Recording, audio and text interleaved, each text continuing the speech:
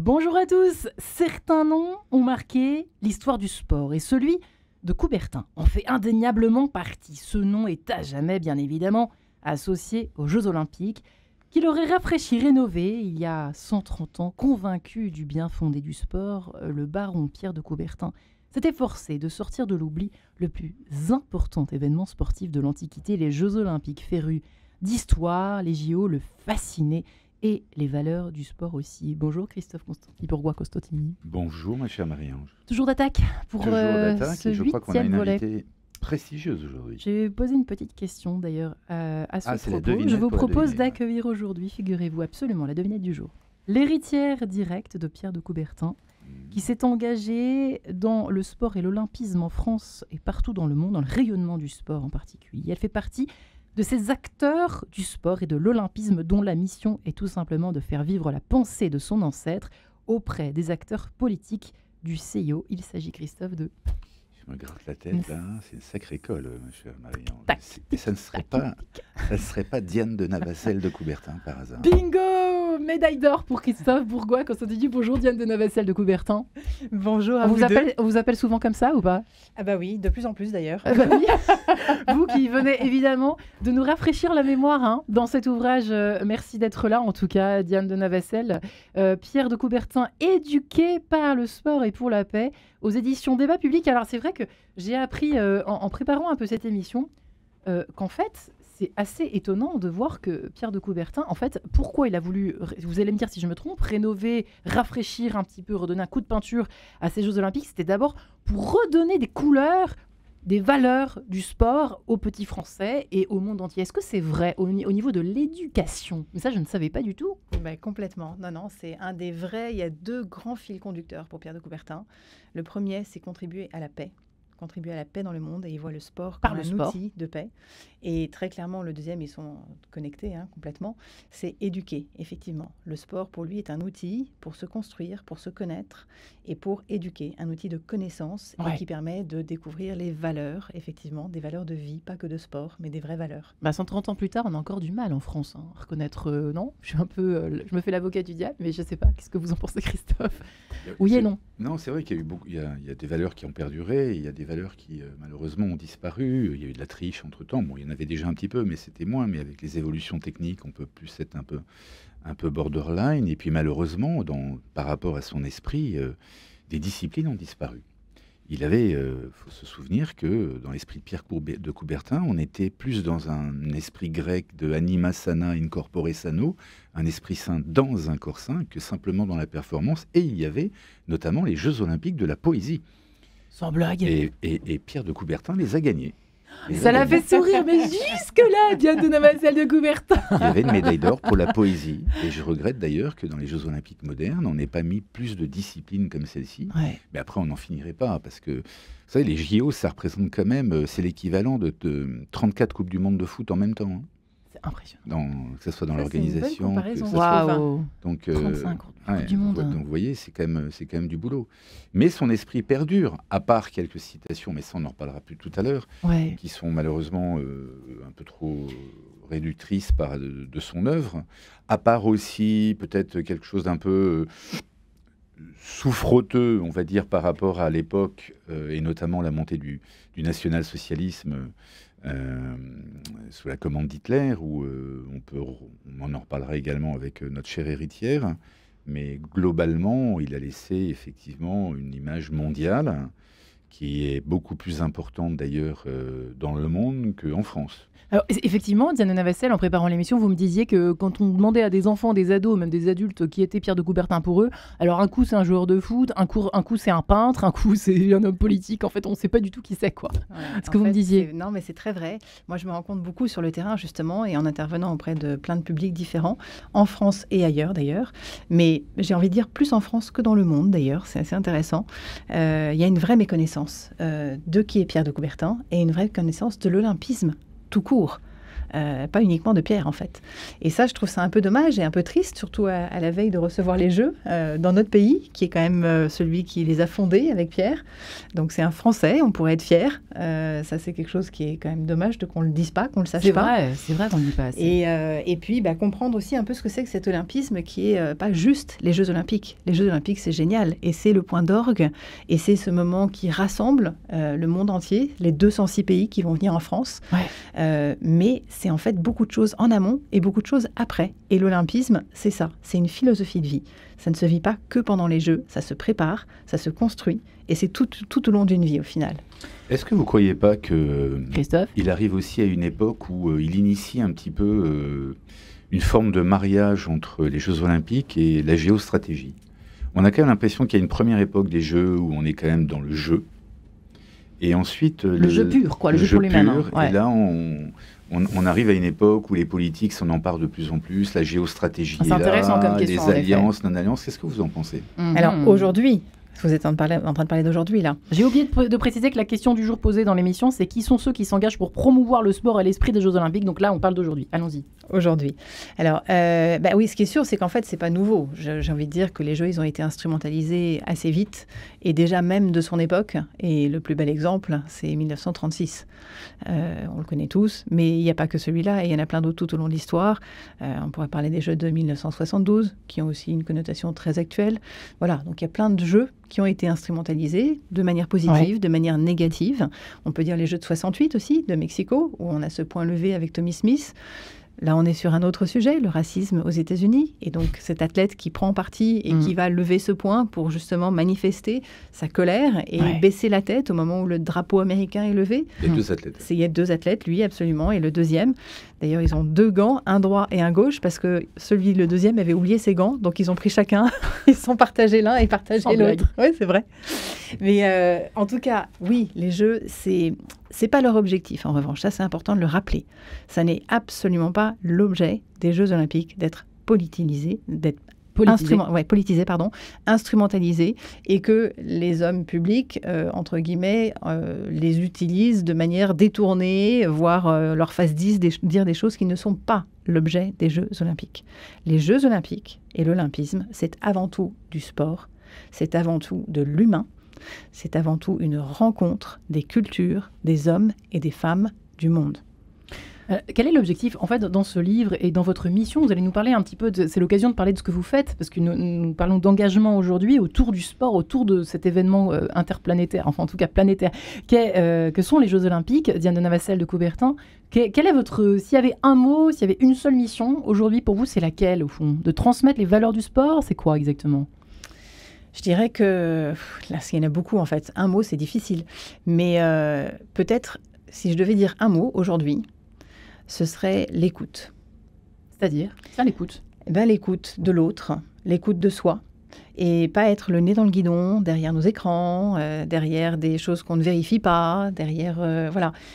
L'écoute, prendre le temps d'écouter. Aujourd'hui, on est dans un monde où tout va très vite, où les gens ne prennent plus le temps de vérifier leurs sources, où les gens ne prennent plus le temps de vraiment apprendre, ou quoi. Enfin, tout va tellement vite, en fait. On est dans des snap tout le temps. Enfin, et ça, c'est dommage parce que je pense qu'on perd une qualité humaine qui est une de nos forces, qui est justement de pouvoir prendre ce temps et de le partager et de le vivre ensemble. Ces mots-là, voilà, ensemble, partage, écoute, c'est des valeurs de l'olympisme et c'est peut-être des mots qui, aujourd'hui encore, sont extrêmement modernes et actuels. Ouais, Christophe. Est-ce que, selon vous, votre ancêtre était un visionnaire ou est-ce qu'au contraire, il était plutôt totalement... il sentait l'actualité présente? Alors, si on se réfère à 1936, par exemple. Ouais. Moi, je vais vous dire, pour l'avoir lu, parce que pour le fameux manifeste, plus que ça, mais beaucoup plus que ça, parce que pour écrire ce livre, j'ai dû lire un peu plus que juste ce manifeste. Et pour information, il a quand même écrit 16 000 pages. Alors, je vous rassure, j'ai pas lu les 16 000 pages. 16 000 pages? Ouais, 34 œuvres, 34 bouquins. Sur quoi? Sur le sport? Sur le sport, absolument. C'est absolument tout autour du sport, de la vie, des observations qu'il a pu faire, des voyages, des remarques, en fait. Beaucoup d'observations. Ça aussi, c'est quelque chose qu'on ne fait plus beaucoup aujourd'hui, observer. Et, comme ça. Pardon, C'est vrai. Mais moi, j'ai envie de vous dire deux choses. La première, c'est que oui, je pense qu'il était visionnaire, parce que je pense qu'il était avant-gardiste, et je pense qu'il était très clairement en avance sur son temps et sur son époque. Mais ce qui est assez amusant, Ouais. et ça, j'ai vraiment pu me rendre compte en le lisant, c'est qu'il était très lucide. Il C'est-à-dire était très lucide sur ce qui se passait, sur la capacité des gens à entendre ces idées nouvelles ou à ne pas les entendre. Et donc, il savait très bien, parfois, qu'il allait, entre guillemets, faire un coup d'épée dans l'eau, qu'il avait des ennemis, qu'il allait devoir... Qui étaient ses ennemis? Oh, il en avait plusieurs. Hitler en ferait partie. Hmm. Il avait aussi beaucoup d'alliés, et heureusement, parce qu'on ne fait pas ça tout seul. On ne fait pas un projet pareil seul. On a besoin de s'entourer d'hommes forts, d'hommes intelligents. Et je dis des hommes parce qu'à l'époque, c'est bien évidemment des hommes. Hein. Il n'y a pas vraiment de femmes qui ont des pouvoirs d'influence à ce moment-là, en tout cas. Donc, mais c'est quelqu'un qui était, oui, très clairement visionnaire, parce que quand vous voyez les choses aujourd'hui qu'il a dites il y a 130 ans, et que vous les dites aujourd'hui, Comme, allons-y. il y a des phrases qui sont très connotées, mais Allez-y. il y en a qui sont très, très modernes.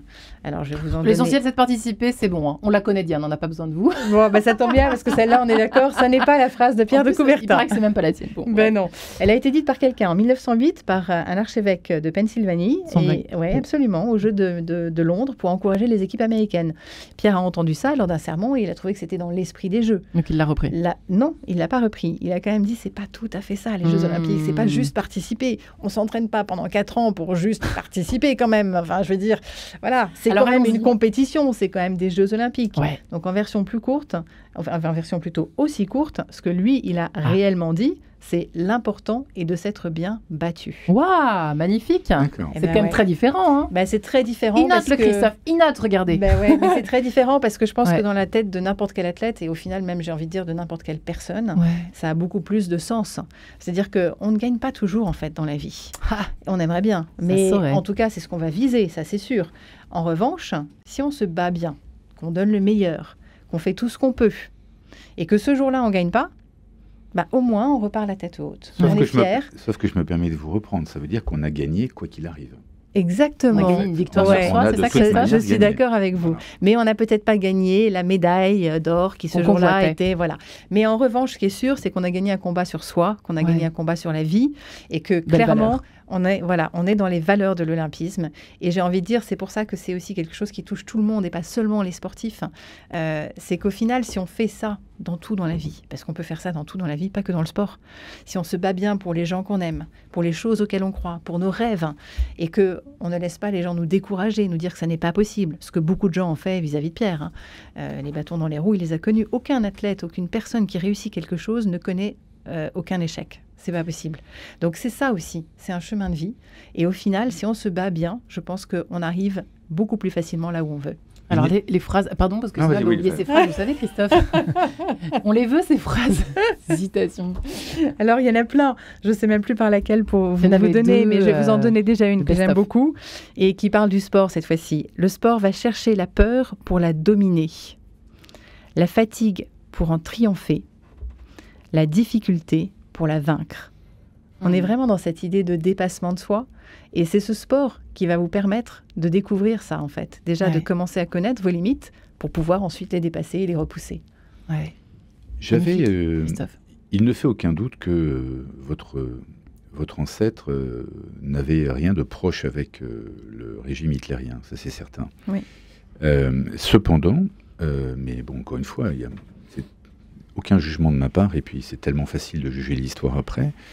Il est à un moment donné, en 1936, lorsqu'on on redynamise les Jeux, puisqu'il y a eu des guerres précédentes qui les sont interdites, on est sur des symboles très national-socialistes. C'est-à-dire que pour nos auditeurs, il faut qu'ils comprennent que les futurs SS en place et les nazis en place se disent tiens, tous ces symboles grecs, miam, miam, miam, comme c'est bon, c'est blond aux yeux bleus, etc. On va essayer de s'inspirer de ce qui se faisait dans la Grèce antique et voir, on va même inventer des choses. C'est-à-dire, encore une fois, le parcours de la flamme n'a jamais existé. L'allumage de la flamme en elle-même n'a jamais existé, etc. C'est d'ailleurs la première fois qu'on la voit en 1936 Exact, aux Jeux de Berlin. Exactement. Qu'est-ce que vous pensez qu'est-ce qu'il a dû penser, Pierre de Coubertin, en voyant ça? Lui qui voulait justement peut-être réunir tout le monde. Vous croyez qu'il a senti monter ce national-socialisme? Vous croyez qu'il a fait attention à ces codes qui, malheureusement, vous l'avez dit vous-même, c'est très politique, le CIO, on ne peut pas faire ce qu'on veut, il y a des influences de toutes parts, donc là aussi, on ne peut pas lui en vouloir pour ça. Qu'est-ce qu'il en a pensé d'après vous? Lui qui était lucide, disiez-vous d'ailleurs. Oui, complètement. Alors là, il faut quand même rappeler il a l'âge de 73 ans à cette époque-là, ce qui n'est plus un âge très jeune quand même, et qu'il est à la veille de sa mort quand même. Il meurt en 1937. D'accord. Donc il ne va pas aller à ces Jeux de Berlin, contrairement à ce que certains peuvent dire. Il a été invité, évidemment. Il y a un autre élément qui est important, c'est qu'en 1916, les Jeux qui n'ont pas eu lieu, puisque c'est en pleine guerre mondiale, et les deux seules fois où il n'y a pas les Jeux, c'est les deux guerres mondiales, les Jeux étaient prévus à Berlin. Donc il y a eu quelques courriers qui ont été échangés, et je dis quelques parce qu'ils se comptent sur les doigts d'une main, et pas de deux, qui évoquaient ces Jeux, évidemment. Quand les Jeux sont attribués à Berlin, pour 1936, Pierre, ça fait 11 ans qu'il est sorti du CIO, qu'il n'est plus le président du CIO, et qu'il est même, on va dire, très gentiment mis de côté, parce qu'on le considère un peu has-been, et puis que les nouveaux, ils ont envie de prendre la place, soyons clairs. Donc, ce qui est intéressant, c'est qu'évidemment, il va être sollicité par Hitler et par les Allemands qui veulent essayer d'avoir un maximum de lumière sur ces Jeux et qui vont faire ce que personne n'avait fait jusqu'à maintenant. Alors, la cause et la raison, ça, c'est ce qu'on peut questionner très clairement. En revanche, ce qui est certain et ce qui est incontestable, si on parle purement des faits, c'est qu'ils ont créé le plus grand stade qui n'ait jamais existé. Qu'ils ont mis des moyens financiers pour ces Jeux olympiques que personne n'avait jamais mis. Qu'il y avait des radios, qu'il y avait même pour la première fois des films avec cette... Mais oui, c'est les premières fois que les films sont vraiment avec des propagandes, exactement. Donc, attention, il ne faut pas tout mélanger. Et c'est là où on a besoin d'un peu de discernement et de connaissance, justement, pour pouvoir bien comprendre les choses. C'est que Pierre, il voit quelque chose qu'il a rêvé de pouvoir faire. Donner des moyens aux sportifs, donner des moyens aux Jeux olympiques. C'est même la première fois qu'on loge les athlètes au cœur de la ville. Au cœur de la ville. Ça, absolument. Une belle évolution. Oui, absolument. Alors, en 24, quand même, il avait quand même fait quelque chose pendant les derniers Jeux où lui est président, et ça c'est important de le souligner, c'est lui qui a créé aussi le village olympique. Et ce fameux village olympique avait quand même vraiment pour objectif, des objectifs concrets et pratiques, qui étaient de permettre de moins se fatiguer, de déplacements, de ne pas se perdre, de plein de choses comme ça pour les étrangers qui venaient quand même dans un nouveau pays. Et aussi de créer de nouveau cette espèce de lieu de rassemblement où ces athlètes du monde entier, ils vont pouvoir en fait s'entraîner ensemble, ils vont pouvoir avant, après, déjeuner ensemble, parler, échanger. Donc vraiment amplifier, au-delà de la compétition, ce lieu de partage culturel. Voilà. Alors c'est vrai que pour terminer, parce que malheureusement l'émission passe très très très vite en votre compagnie, Diane, vous avez parlé de notamment en fait il a écrit des milliers de pages, je ne savais pas, y compris sur l'éducation. Il a mené toute une réflexion, je crois, sur l'éducation. C'est ce que vous écrivez dans votre livre. Vous reprenez cet extrait: le maître, dit-il, est déguisé en ennemi, et tant qu'il n'aura pas mis bas à ce déguisement, on le détestera. Une fois encore, dites-vous, Pierre ne mâche pas ses mots et dresse un sombre tableau de l'enseignement tel qu'il est pratiqué en France. On a l'impression que c'est d'une école malade qu'il parle, dites-vous. Et déjà à l'époque, à cette époque. Non mais attendez. Mais c'est pour ça que je me dis qu'il est assez... On va offrir le livre au gouvernement, à l'éducation nationale. Ça pourrait être intéressant. Non mais c'est vrai que c'est pour ça qu'il est assez étonnant et vraiment de relire et de lire certains de ces mots aujourd'hui est vraiment surprenant parce que oui, il y a des choses alors qui sont aussi, j'ai envie de dire, un peu universelles et des choses qui reviennent et des travers qui reviennent malheureusement parce qu'ils sont aussi humains tout simplement. Et voilà, et je pense qu'il évoque des choses de manière justement très universelle. Des sujets qui sont des grands thèmes importants, comme l'éducation, comme les valeurs. Et ça, ce sont des sujets qui seront toujours là, je l'espère en tout cas. Donc oui, bien sûr, c'est important. Je voudrais juste rebondir, pardon, parce que je voudrais répondre par rapport à votre question sur les Jeux de 36. Je voudrais vous donner une citation de Pierre de cette époque-là, parce que évidemment, il est très chahuté là-dessus. Donc voilà, une citation que je trouve assez intéressante et qui date de cette époque-là, c'est-à-dire il y a un siècle et demi quand même, je le rappelle. Donc, en décrivant les épreuves de Saint-Louis qui avaient eu lieu en 1904, où il y avait eu quand même des choses assez dramatiques qui s'étaient passées, et où il y avait eu en fait vraiment du racisme très clairement montré, il va dire que c'était une mascarade outrageante. Et il prédit qu'elle disparaîtra bientôt. parce que lorsque, et là je le cite, lorsque ces noirs, ces rouges, ces jaunes apprendront à courir, à sauter, à lancer et laisseront les blancs derrière eux.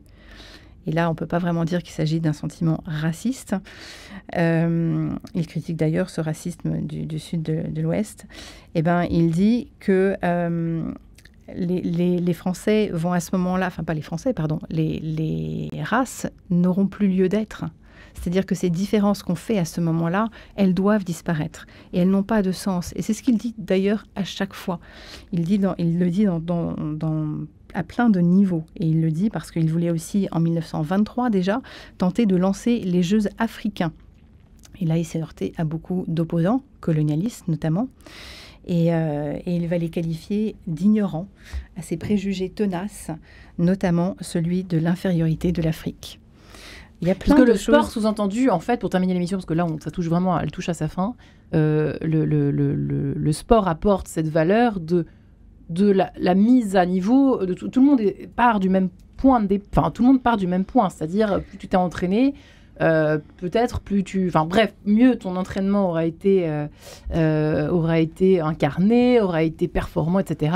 Plus tu as des chances de gagner. Mais c'est évidemment il n'y a aucune origine qui joue, c'est ça qu'il veut dire en fait, c'est quand on part tous du même point au fond. Alors, si on peut dire, je pense surtout qu'il dit... Le talent qui compte, mais enfin... Oui, mais après, on est tous différents. Je pense qu'il est en train de dire, attention les Blancs, il y a d'autres couleurs de peau qui vont bientôt venir vous rafler les médailles, et c'est normal. Exactement. C'est ça qu'il veut dire aussi, en exactement fait, ça. Et il va même dire, il faudrait que les Noirs soient traités en tant qu'égaux, en tant qu'hommes libres, en tant que citoyens du monde. Voilà.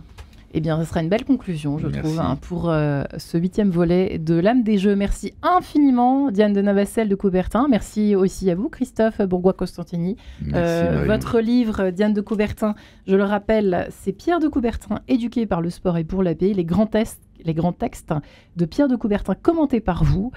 Petite fille, petite nièce, de Pierre de Coubertin, publié aux éditions Débat Public.